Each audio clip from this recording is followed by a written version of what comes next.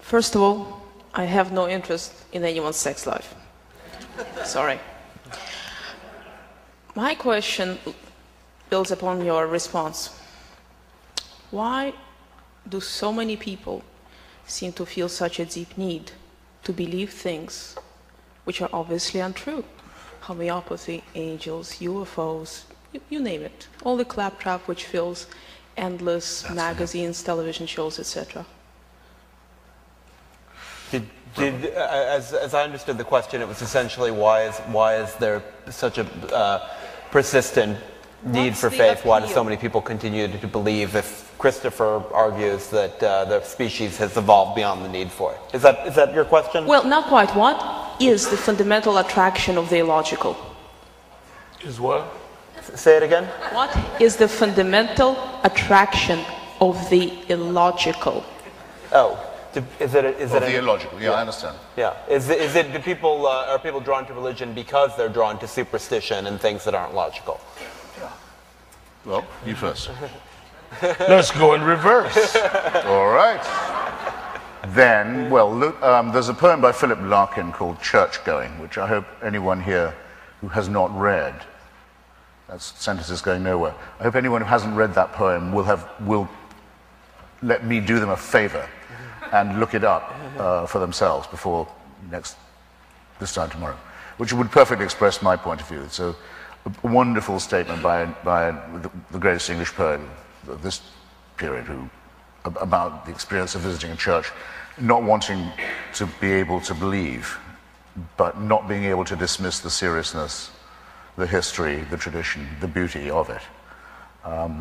I couldn't do without the poems of George Herbert or John Donne either, which are strictly devotional poems. I think you could fake being a devotional painter. You could be a painter who didn't believe in God and pretend you did for patronage. You couldn't fake being John Donne or George Herbert.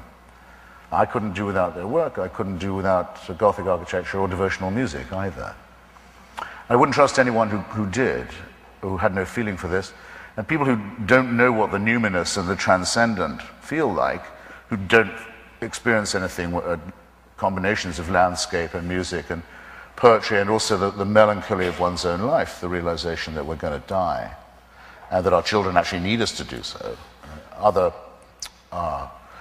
melancholy reflections of this kind are, to that extent, not poetic, not human, not literary, not civilized. But the supernatural adds to this absolutely zero, it seems to me, and in some ways subtracts from its grandeur and its seriousness. So I'm one of those who Pascal is actually thinking about, or was thinking about when he wrote. He wrote to the person who is so made that he cannot believe. There are millions of us. There always have been. There are now. There are going to be many more of us in the future. We're just a little bit fed up of being treated like freaks in American culture.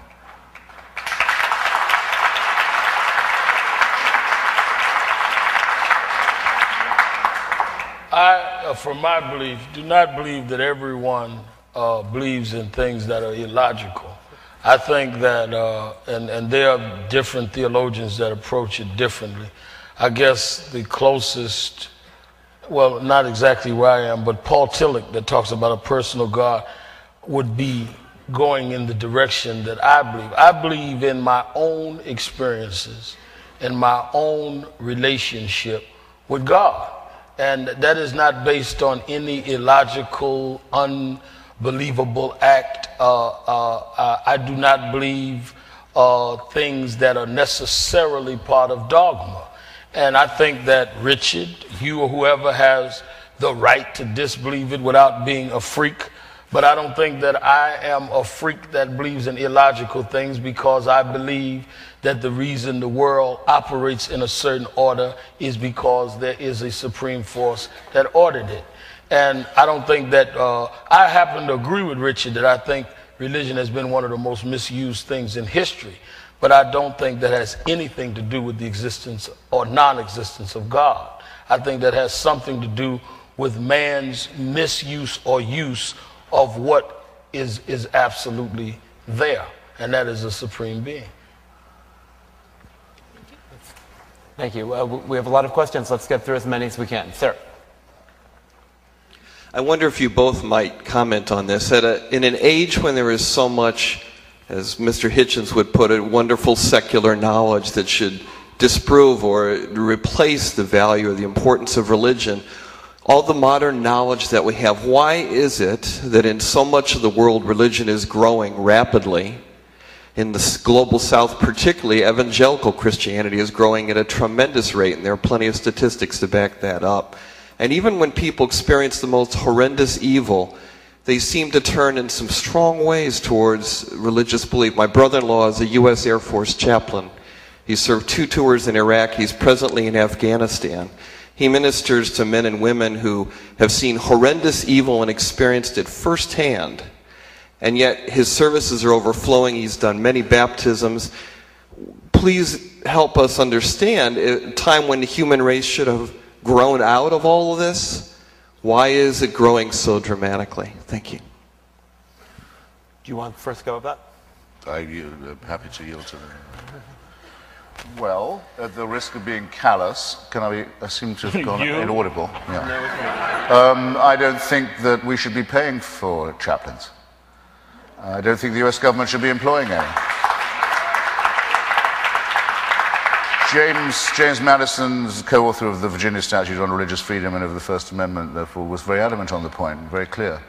There shouldn't be, it's flat out unconstitutional to pay or employ a chaplain to open the proceedings of Congress or to be in the armed forces. We can't have chaplains on our payroll. That's that. People who want to pray can't be stopped, but they can do it. Of all the solitary activities, apart from the search for, never mind. Surely that's one that doesn't need a paid state mediator. It's a negation of the American Revolution.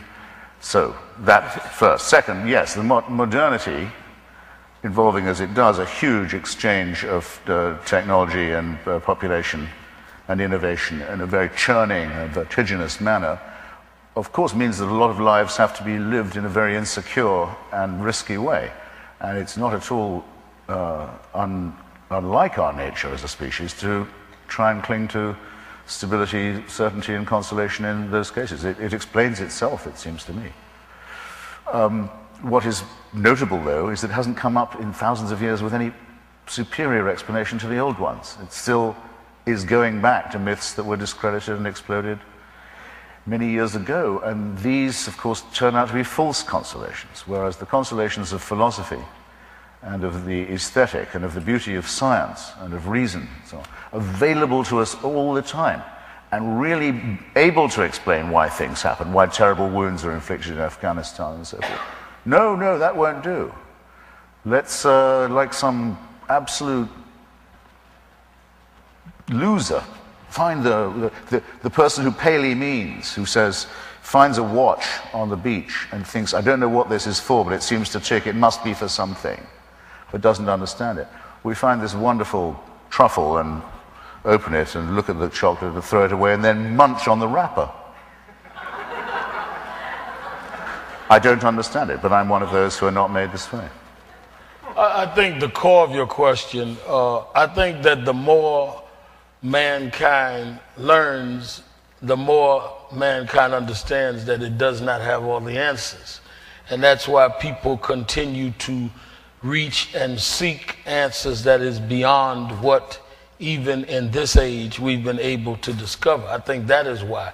And I think that there's also the innate emptiness in mankind to always go back to the core of what made mankind in the first place. And that, to me, is a supreme being. I think that answers the question of why I think the Sorry. I thought you got Just the Holy Ghost or something while I was saying. But I think that's why you see the rise of evangelism. That's when it shout and holler. Whether or not I agree with the rise or not is another question. But I think the quest is inspired because of the increased knowledge has not answered the question of where it begins and what governs all of the things that obviously operate in some order and with some precision. And I must say, at the risk of my sounding callous, it amazes me that it doesn't bother you that we spend $2 trillion in a war we should have never been in. You just worry about paying the chaplains to pray over it. Thank you.